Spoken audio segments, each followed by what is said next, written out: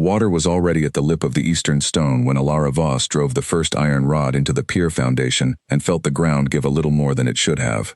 Not a lot, just enough. She pulled the rod out, looked at it. The sediment clinging to the tip was gray and wet in a way that told a very particular story, the kind of story that nobody in Ashvale wanted to hear on a market morning in the middle of spring. She climbed back up the bank, boots soaked to the ankle, notebook open in one hand, pencil moving. Her load calculations were already done. She had run them 3 times the previous night by lamplight in the inn room that smelled of old wool and boiled cabbage. 3 times, because the first result scared her. The second confirmed it. The third made her sit very still with her hands flat on the table for a long moment before she closed the notebook and went to sleep. She had not slept. The bridge above her was old. 200 years old, according to everyone who mentioned it. Which they did, the way people mention the age of things they plan to keep forever. The stone was Cotswold limestone, pale as bone in the morning light, worn smooth by a century of cartwheels and boot soles, and the particular reverence that English villages extend to structures that have not yet killed anyone. The key word being yet. Alara had seen bridges like this before. She had seen what happened to them. She did not think about that now. She thought about the numbers. The numbers were clean and cold, and they said what they said. The council meeting was at 9. She was outside the door at 8:30, her notebook under her arm and her best coat on, which was not a very good coat, but it was clean. The clerk, a man named Hobson with the eyes of someone who had spent 30 years being bored by things that turned out to matter, told her the council was running behind. She waited. The room smelled like pipe smoke and damp wool. 3 men sat behind a long table. 2 of them looked at her in the way that men look at a woman who has arrived somewhere she was not sent for. The third was reading a paper and did not look up. She presented her findings. She kept her voice level. She had learned, at some cost, that a level voice was the only register in which a woman talking about structural load distribution got heard at all, and even then only barely. The pier foundation, she explained, had been undermined over a period of many years by variable flood cycles. The variation mattered. A constant flood would have scoured the base evenly. These floods came and went, each one depositing fine sediment that dried and compressed and was then eaten away again until what remained beneath the eastern pier was not solid river clay but something closer to a tired promise. The capstone had a fracture. She had sketched it. She passed the sketch across the table. One of the men looked at it. One did not. The third was still reading. She explained that under current spring loading, market wagons, livestock crossings, the additional weight of saturated road surface, the bridge was operating at a margin that she estimated at less than 12% above failure threshold. 12% sounded like a number. It sounded technical and measured, and possibly alarmist in the way that technical women were sometimes alarmist. She watched them decide this without moving a single muscle in their faces. The door at the back of the room opened. She did not look. She was still watching the council. "Apologies," said a voice. "Go on." She turned. He was not what she expected, though she could not have said what she expected.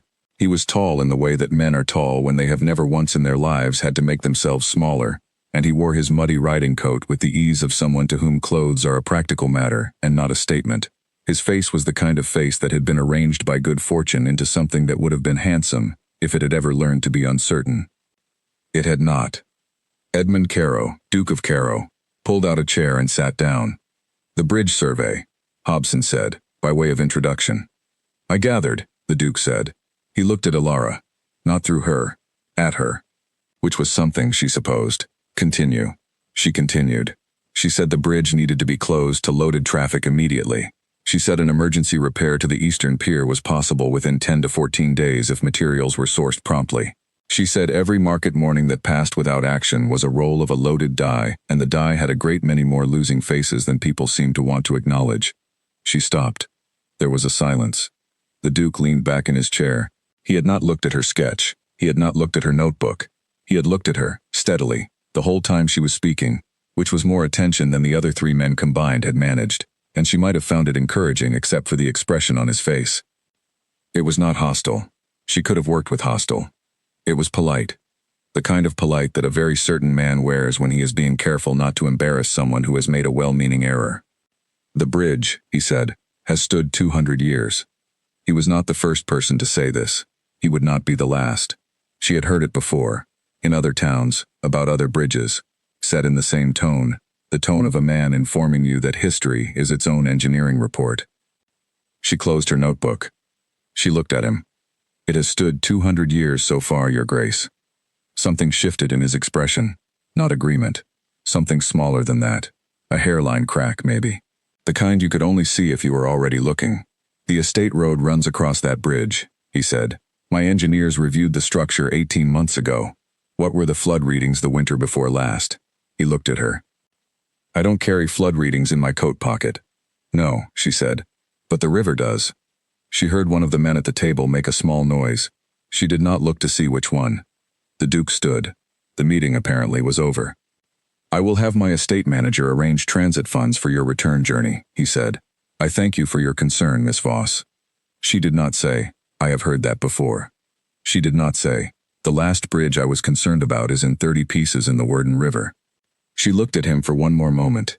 He held her gaze, not uncomfortably, the way a solid wall holds whatever is pressed against it. She picked up her notebook. She said, Good morning, Your Grace. She left. Outside, the Ashvale River ran fast and brown and slightly higher than the morning before. She stood on the bank for a while and listened to it. She did not cry. She was well past the age of crying about this particular kind of thing. What she felt was something older and quieter and heavier, the feeling of a door she had knocked on before, in another town, in another year, and the 6 men who had gone to work on a Tuesday morning after that door was closed. She went back to the inn. She ordered tea. She opened her notebook to a fresh page and started the next set of calculations. She was still there. She had not, in fact, arranged transit home. The clerk had sent the transit funds by messenger the following morning, a small envelope left at the inn desk. She had set it to one side and eaten her breakfast and then taken the envelope down to the river and stood on the bank for a moment looking at it. She put it in her coat pocket. She might need it later. She might not. She went back under the bridge. The work she was doing was not glamorous work. It was cold water work. It was note-taking work. It was the kind of work that leaves you smelling of river silt and having to explain to the inn's laundress why your stockings are the color of a bad decision. She was wading the shallows with her skirts knotted at the knee, her oilskin notebook wrap tucked under her arm, working a metal rod into the riverbed at measured intervals, and recording the resistance and the depth and the composition of what came up on the end of it. The eastern pier was worse on the north face than she had estimated. She had estimated badly, and she had estimated badly in the direction of optimism, which was not like her. She stood in the cold water looking at the north face of the pier and revised her 12% margin down to something she chose not to write as a number. Numbers, she had found, had a way of becoming quotable. She wrote instead, critical, immediate intervention required. She wrote the date. She photographed nothing because she had no camera. She sketched instead, fast and precise, the way her father had taught her. Not art, just record. Just the facts of a structure rendered in pencil so that someone could look at it and understand what was real. Her father had been very clear about this. The drawing is not for you, he used to say. The drawing is for the next person, the one who comes after you have finished saying what you need to say and been ignored. She finished the sketch.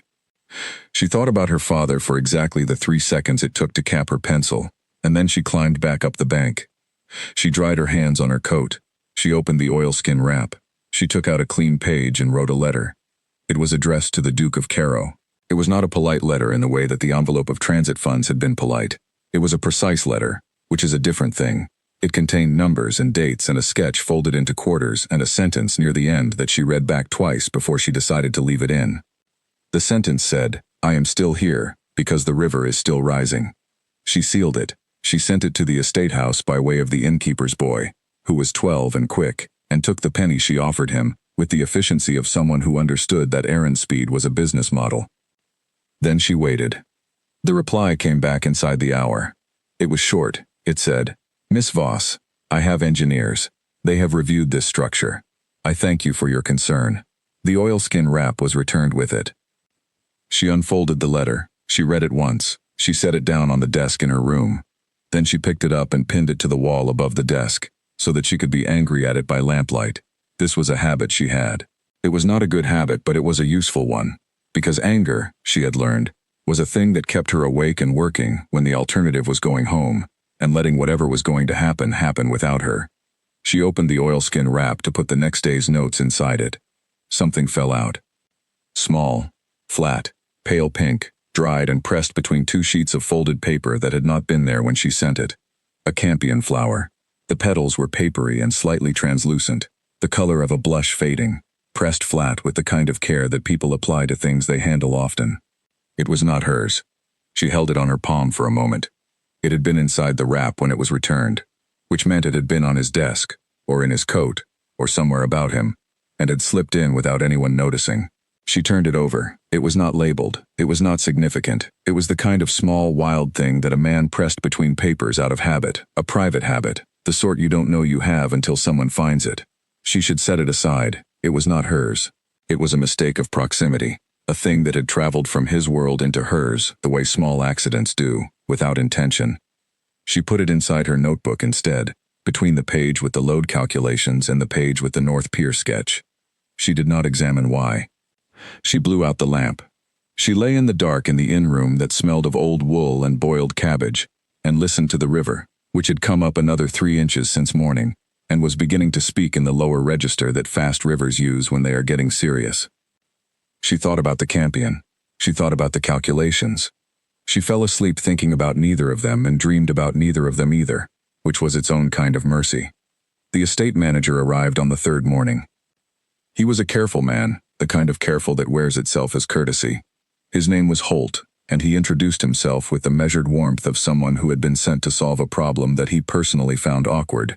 The problem was Ilara, still at the inn, still waiting the river, still generating documentation that the Duke of Caro's household had been quietly hoping would stop generating itself. He offered her, very courteously, the transit funds again, the same amount as before. He mentioned, also very courteously, that the estate engineers were scheduled to perform their own secondary review the following Thursday. She looked at him. "What are the spring projections for the ash veil this year?" she said. He blinked. "I'm not a—" "No," she said. "But the county water board will have them. They're public record." Holt left. She went back to the river. The following morning a rider arrived at the inn before she had finished breakfast, a young man in a state livery who handed her a folded note and waited. She unfolded it. It said, "Miss Voss, may I see your calculations, EC?" She looked at the young man. "Tell him yes," she said. He came at 2 o'clock, on horseback, without Holt, and without the careful courtesy that Holt carried like a tool. He wore plain riding clothes and he came into the inn's small sitting room the way men come into rooms they own, which was to say with his attention already on the room's content before his body had quite arrived. She had the notebook open on the table. The sketches were laid out beside it in order, the north face first, then the capstone fracture, then the sediment samples wrapped in cloth and labeled with dates. He sat down. He looked at the sketches. He was quiet for long enough that she began to understand that he was actually looking at them, not performing the act of looking at them, which was more than she had prepared herself for. "The fracture," he said. "Show me." She showed him. She traced the load path with her pencil, the way force distributed through the arch, the way the fracture interrupted that distribution, the way the interrupted force found new paths and what those paths terminated in. He followed. Not every step, he was not an engineer, but he followed enough. She could see the moment when the structure of the problem became real to him, the way a complicated sentence becomes real when you have finally found the word that unlocks it. His face did not change much. The wall held its expression, but something behind the expression shifted. "Thursday," he said. "That's when my engineers come. The river is already above the March average. It rains in March. It doesn't usually rain in March the way it has rained this March." He looked at her. She looked back. He had very direct eyes, she noticed, for a man who dealt primarily in the removal of problems through other people. The directness was not aggression.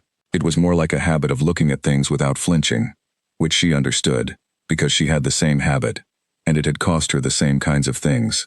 "I will close the bridge to loaded wagon traffic," he said, pending the Thursday review. It was a compromise. She knew what compromise meant in this context. It meant he was not entirely wrong, and he was not entirely willing to say she was entirely right, and the Thursday gap was the distance between those two positions. She thought about the river. She said, "Thank you." He began to gather her sketches, to return them to her. His hands were not careful hands. They were large and work-worn in a way that surprised her, for a duke, the kind of hands that had at some point done actual physical work with things that had weight and resistance. He handled the sketches with more care than his hands suggested he would. She reached for the notebook at the same moment he reached to hand it back. The notebook fell. Something fell out of it. The Campion. papery and pale and impossibly small against the dark floorboards. He looked at it. She did not move. He picked it up. He held it in his large, work-worn hand, and he looked at it for a moment that had no good definition, and then he looked at her. She said, "It was in the wrap when you returned it. I didn't know if you intended." "I didn't," he said. A pause. "Then," he added. She took the campion from his hand. She put it back in the notebook. She closed the notebook. Neither of them said anything for a moment that felt, in some way she could not have articulated, like standing at the exact center of something. He stood. He put his hat on. He said, "I will post the closure sign this afternoon." She said, "Good." He left. She sat at the table in the inn's small sitting room for a while, her hand on the closed notebook, listening to the river through the window. It was louder than it had been that morning. She wrote in her notes, "River level rising. March 14th, Thursday is 5 days." She underlined Thursday. She looked at the underline for a long time. She did not sleep well that night either. The campion was inside the notebook, and the notebook was on the bedside table, and the river was outside the window, and none of these things were particularly related, and yet she lay awake with the sense that they were arranged around her in a pattern she had not yet identified. The rain started before dawn on Tuesday. She heard it the moment it shifted, not the ordinary spring rain that had been threading down for 2 weeks, but something heavier, the kind of rain that commits. She got up and went to the window and watched the main road fill with water in the dark and thought very clearly, and without surprise, "It is Tuesday." She dressed. She pulled on her boots and her coat and her worst hat, the one she wore when the weather was going to ruin a good hat, and she walked to the bridge. The closure sign was there. It had been posted Monday afternoon as he had said. It was a painted board on 2 stakes at the road approach, and in the dark and the rain it stood exactly where it had been put. The barriers, the physical barriers, the actual crossed wooden posts that would stop a cart, were not yet in place. Those had been scheduled for Wednesday morning. Part of the estate's logistics, Holt had explained. The posts were in the barn. Wednesday morning was very sensible timing for a bridge closure sign that had gone up Monday. She stood at the sign and looked at the bridge. The river was 2 feet above the March average and climbing. She stood there. The rain hit her hat in the specific way that rain hits a bad hat, finding all its weak points. She was thinking about going back for rope, to string something across the road herself, when she heard it. Wheels. She turned. The wagon was already on the road approach, moving at the pace of a working driver running late and irritated by rain. The horse was a good big horse, and the wagon was loaded with grain sacks, 6 or 7 of them, stacked and roped, heavy enough that she could see the horse's haunches working. She stepped into the road. She waved. The driver saw her. He raised a hand, acknowledgement, not stop, the wave of a man who was noting an obstacle and planning to proceed around it. She stepped further into the road. "The bridge is closed," she called. He pulled up. Barely. He looked at her the way drivers look at women standing in roads before dawn in the rain, which was to say with the specific impatience of a man who had an appointment with a market that was not going to reschedule. "That's the Ashvale Bridge," he said, as if this explained something. "The closure sign is right there," she said. He looked at the sign. He looked at the bridge. He looked at her. "I've crossed that bridge since I was a boy," he said. She stepped aside. She was not going to physically prevent the wagon. She knew she could not physically prevent the wagon. What she could do was step aside and watch, and be there after. She stepped aside. The driver clicked at the horse. The wagon moved. She watched it cross the first third of the bridge. She watched it reach the center. She watched the horse's ears. The horse's ears were the things she watched, because horses know things that the ground does not communicate in ways that people can read, and the horse's ears went flat, and then the horse stopped without being told to stop, and then the Eastern Pier Foundation, which had been a tired promise for 18 months and a critical failure for 11 days, stopped promising. The bridge fell. Not all at once. That was what she had not expected, though perhaps she should have, because nothing fails all at once. It was sequential. The capstone fracture ran. The arch transferred its load. The arch found no pier to transfer it to. The stone above the water folded in a way that 200-year-old stone should not fold, and then it was in the river, and the wagon was in the river, and the horse was in the river, and she was already running. The water was high and fast, but not deep at the bank. The wagon had gone in at an angle that fate or luck had made almost gentle. The driver was in the water holding the harness, and the horse was struggling, and she was in up to her waist before she had finished making the decision to go in. She reached the driver. He was a large man and she was not a large woman, and the water was doing its unhelpful best to make this everyone's problem, but she had the bank rope she had brought from the inn that morning. She had gone back for it after all. In the minutes between watching the sign and hearing the wheels, and she got it around him and she pulled and the bank was close and he was alive and the horse found its footing, and she sat on the bank in the rain with the driver's head in her lap because he had knocked it on something going in and he needed to stay still, and she held it and looked at what the river had made of the Ashvale Bridge. 200 years. 30 seconds. She heard hoofbeats. He came over the hill at a pace that said he had been riding before he knew what he was riding toward, the way people move when they have woken to something wrong, and begun moving before their mind has processed it. He pulled up at the bank. He looked at the river. He looked at the driver in her lap. He looked at her. She was soaked through. Her coat was heavy with river water. Her notebook was in her coat pocket, the oilskin wrap around it. The campion was inside the notebook. None of these things were relevant. He got off his horse.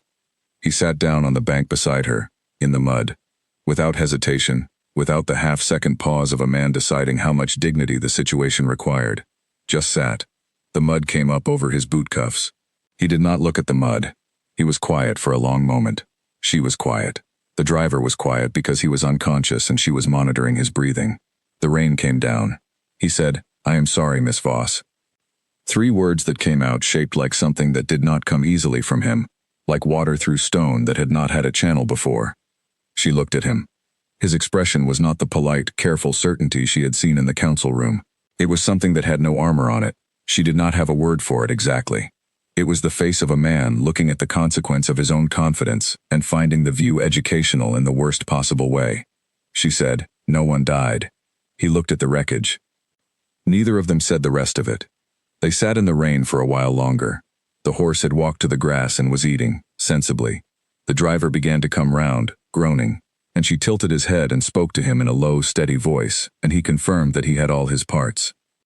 More riders came, estate men, a physician from the village who arrived out of breath on a borrowed horse, Holt, who looked at everything with the expression of a man who had carefully not expected this, and was having to rapidly revise.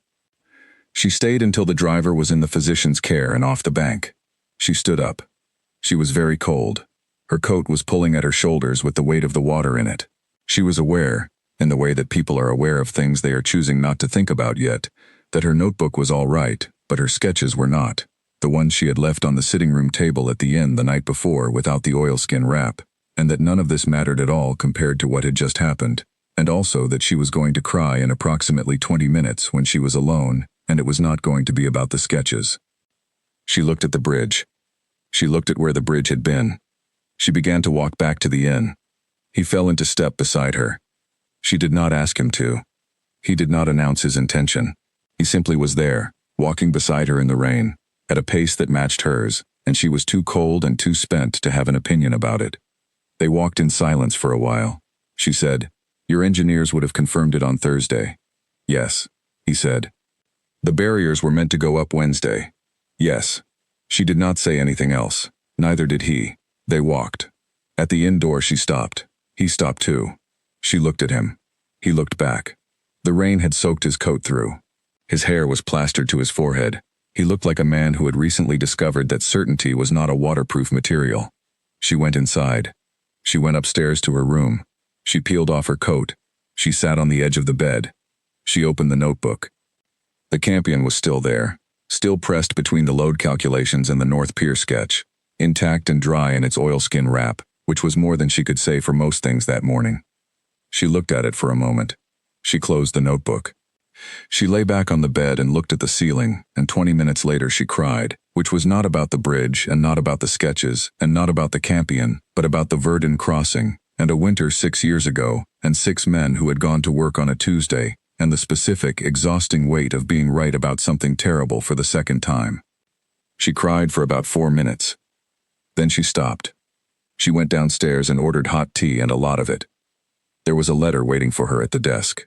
It was from him. It must have been written very fast, or written before he rode to the bank, or written by a man who had the kind of mind that works best when under pressure. It said, "Miss Voss, the new bridge must be built. I would like you to design it, not oversee it. Design it. Please tell me your terms." She read it twice. She set it down on the table beside the tea. She looked at it. She picked up her pencil. She wrote on the bottom of the letter, "Yes," and a date, and her signature, which was very small and very clear. She sent it back. She ordered a second cup of tea. She opened the notebook to a fresh page and wrote at the top, "Ashvale Bridge, new design, criteria," and she began. The surveying for the new bridge started on a cold morning in early April, and Alara was on the bank at 6, which was an hour before anyone else arrived and 2 hours before the Duke arrived, and she had already driven 17 stakes into the riverbed and mapped the full channel width and noted the floodline markers from the past 40 years that were carved into the elder tree on the south bank, a thing she had discovered on her 4th day in Ashvale and had not mentioned to anyone yet, because she had been saving it for the argument she expected to have about foundation depth. There was no argument. He looked at the marks on the elder tree. He looked at her notes. He said, "That changes the depth calculation." She said, "Yes?" He said, "By how much?" She showed him. He did not argue. This was new. She had been prepared for arguments. She had prepared herself on the walk to the site, listing her counterpoints in her head with the efficiency of someone who has had this kind of conversation before and knows which moves to expect. She had prepared for the argument about cost. She had prepared for the argument about timeline. She had prepared for the argument about whether a woman's calculation of a floodline was as reliable as a man's, which she had encountered twice before, and which required a specific kind of patience that she kept in a deep and well-organized place inside herself. None of these arguments came. What came instead was a man who had apparently decided something, and in the wake of that decision was applying his considerable organizational energy to making the thing happen, rather than to deciding whether it should. It was, she discovered, quite difficult to work alongside. Not because he was difficult, because he was the opposite. Because he arrived at the site when he said he would arrive and left when the light went, and in between he asked questions that were genuinely about understanding the thing, rather than about performing the appearance of understanding it. And because when she said something was structurally necessary, he treated it as structurally necessary.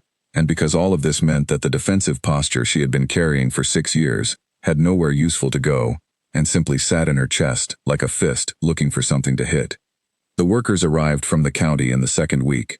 Good stone workers, lime mortar specialists, a young carpenter named Croft who was 23 and brilliant with wood, and who treated Alara's technical authority with the matter-of-fact acceptance of someone who had simply been told who was in charge, and had no particular feelings about it. She liked Croft enormously. She liked the Duke considerably more than she had planned to, and considerably less than was straightforward. He had a habit of arriving with questions. Not instructions, not opinions dressed as questions, but actual questions. The kind that contained the structural honesty of a person who knows what they don't know. He would come to the bank where she was working and stand beside her and ask, "What does the arch width give you that a narrower arch wouldn't?" Or, "Why limestone and not granite here?" Or, "How do you know the flood level from 1842 is still relevant?" She answered. He listened. She had not had many conversations in her working life that felt like that. Like she was saying something and it was being received rather than assessed for whether it should be tolerated. She noticed this the way you notice the absence of something that has been present for a long time, like the way quiet sounds loud when you have been somewhere noisy. The design she had built in her notebook in the hours after the bridge fell, was the best work she had ever done. She knew this the way she knew load calculations, not arrogantly but precisely. It was a wider arch than was conventional, flatter at the crown, which distributed the load across a longer segment of the foundation and was therefore more tolerant of the kind of variable flooding the Ashvale was prone to. The eastern pier was sunk 14 inches deeper than standard practice and reinforced with interlocked stone coursing that she had worked out from a principle she had first read in an Italian engineering text when she was 19 and had been waiting for a suitable application of ever since. Most importantly, she had built inspection access into the foundation itself. Not an afterthought. A designed feature. A channel cut into the bedrock along the pier base, wide enough for a person to wade in chest-high water and look directly at the foundation face, so that no one would ever again have to deliver a warning that could be dismissed because the evidence was underwater and invisible and technical, and delivered by someone who had waded in with knotted skirts and a pencil to find it. She showed him the access channel in the drawings one afternoon in the 2nd week of April. He looked at it for a long time. He said, "You designed this for the person who comes after you." She had not said that. She had not even thought it in those words, though it was true. She said, "I designed it for the bridge." He looked at her. She looked back. She was aware, without wanting to be particularly aware of it, that the afternoon light on the river was the specific gold of late April, and that it was doing the river no harm, and neither was it doing any harm to the way he was standing there with her drawings in his hands, looking at her over the edge of them with the direct eyes that she had first noticed in the council room, and had been failing to stop noticing ever since. She looked at the drawings. "The inspection channel needs to be at least 18 inches wide," she said. "I want to go over the coursework with Croft tomorrow." "All right," he said. He handed her back the drawings. His hand touched hers in the exchange, briefly, the way hands touch in the passing of things, and she felt it the way you feel the edge of something in the dark, not painfully, just suddenly, and with more information than you had a moment before. She looked at the drawings. She said, "I'll want the stonework on the east facing to begin by Thursday." He said, "I'll tell Holt." She walked back toward the site. She did not look at her hand. She thought about stonework. He stood at the river for a moment longer, and she knew this without looking back, and she walked until she was at the stake markers, and then she stopped and made a note in her notebook, and did not write anything about the afternoon light or the passing of drawings or the 18 inches of inspection channel. She wrote, "East-facing stonework, Thursday, confirm with Holt." She underlined Holt. She put the pencil away. She went back to work. The bridge came together in the particular way that well-designed things come together, which is to say without drama. Stone is slow work, and mortar is slower, and the foundation courses take the time they take and do not hurry for anyone, including Dukes. The ashvale ran beneath the emerging structure with no opinion about it, simply doing what rivers do, which is move. She was at the site every day that the men worked, and several days they did not, checking the set of the mortar and the alignment of the courses and the progress of the inspection channel, which was coming along well and which Croft had taken a particular pride in because he understood it immediately. "For the next inspector," he had said, the first time she showed him. "Yes," she said. "So they don't have to wade," he said. "So they don't have to wade." Croft nodded. He had the solid, simple satisfaction of a craftsman hearing a good reason for a difficult thing. She thought about that for a long time afterward, the way a good reason made people want to do good work. She thought about her father explaining load paths with a stick in the dirt, the way he made her understand that a bridge was not a beautiful thing because someone had decided to make it beautiful, but because the things that made it work were also, if you followed them honestly, the things that made it look right. He had been very good at that, her father, at finding the logic that was also the beauty. She had inherited a great deal from him, and he was in the Verdon River, and she tried, as she usually did, to hold this fact at the distance of a useful truth rather than a personal wound. It did not always work. The day the capstone of the new arch was laid, she stood on the bank and watched Croft direct the stone into place with a focus that she recognized as the particular concentration of someone doing something they had waited to do and were not going to rush now that it was finally happening. The stone settled. She felt the completeness of it in her chest, that specific satisfaction of a structure that was now, by its own geometry, finished. She did not say anything out loud. She wrote in her notebook, "Arch complete. Capstone set. Load test in 5 days." She heard him arrive. She knew his footstep now without looking, which was information she had been trying to manage and failing at. He stood beside her. They looked at the arch together. He said, "That is not what a bridge usually looks like." She said, "No." He said, "It's flatter. The flat crown distributes the thrust further along the abutment. It tolerates a wider range of loading without the stress concentrating at a single point." "It looks," he said, and then he stopped for a moment, as if it knows what it's doing. She looked at him. He was looking at the arch, not at her, with an expression that was not polite certainty, and was not the careful courtesy of a man managing a situation. It was something simpler. It was a man looking at something that had been built correctly and knowing it. She said, "It does." He looked at her then. The river went by below the new bridge.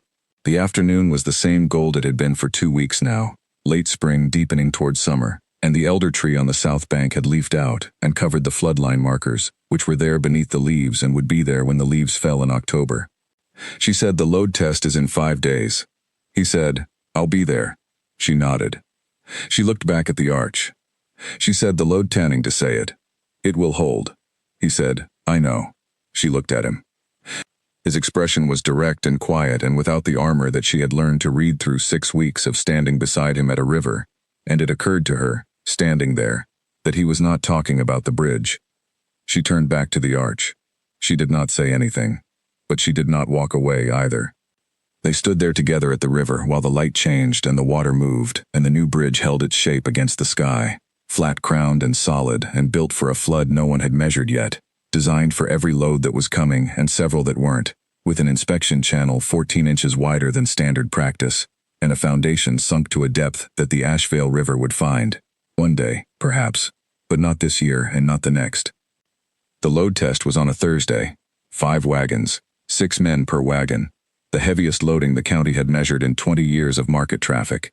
She had specified the load herself, and she stood on the bank at 6 in the morning when the mist was still on the river and watched each wagon cross and noted the response, and did not hold her breath, because holding your breath did not change stone, and she trusted the stone. The bridge held.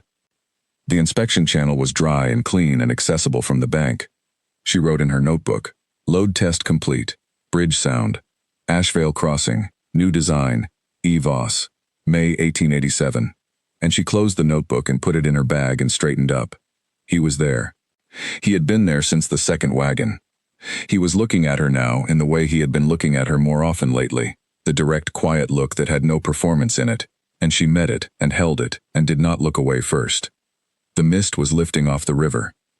The village people had come out, drawn by the wagons and the occasion, standing on the bank and on the road approaches, and there was a small sound of approval and perhaps some relief when the 5th wagon crossed and the bridge remained what it was, which was a bridge.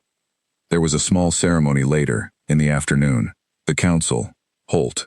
Some words said about the structure and its specifications, and its place on the estate road. The Duke spoke briefly, without notes, and the speech was mostly about the engineering, the decisions made, the methods used, the features that were new, and it was mostly not about her by name, and almost entirely about her in substance if you were paying the right kind of attention, and she was.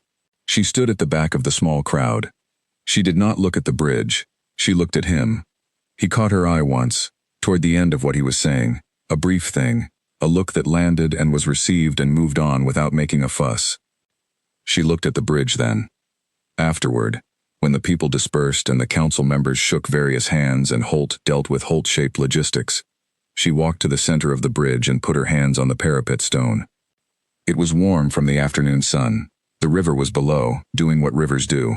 She could feel, very faintly, the way the bridge responded to the moving water, not with movement, but with the stillness of something that has accounted for the movement and is not troubled by it. Good stone. Good coursework. Good inspection channel, 14 inches wide, built for the person who came after. He came and stood beside her. They looked at the river. She said, "It will hold." He said, "I know." The river moved. The bridge held. She felt him beside her, the way you feel something solid in the dark, present, reliable, and making no particular claim about itself. She thought about her father for a moment, and the drawing is not for you, it's for the next person, the one who comes after. She thought about the campion, still pressed between pages in her bag. She thought about a man sitting in river mud, without a pause. She thought about the word then. Spoken once, not repeated, just left there in the air like a promise that had not decided its shape yet but was not going anywhere. She took her hands off the parapet stone. She looked at him. He looked back. The river was loud here at the center of the bridge, where the arch narrowed the flow, and it filled the silence between them the way rivers fill everything eventually, patiently and without stopping. She said, "I was thinking about the access channel in Marfield. There's a road bridge near Marfield with the same eastern exposure. I would like to survey it." He said, "When?" She said, "Monday, I think." He said, "I know Marfield." She looked at him. He said, "The road is better from the north approach. I could show you." She said, "All right." She picked up her bag. She walked off the bridge. He walked beside her. The sun was going and the elder tree was full of leaves and the inspection channel was there beneath the water, clear and accessible, waiting for whoever came to look.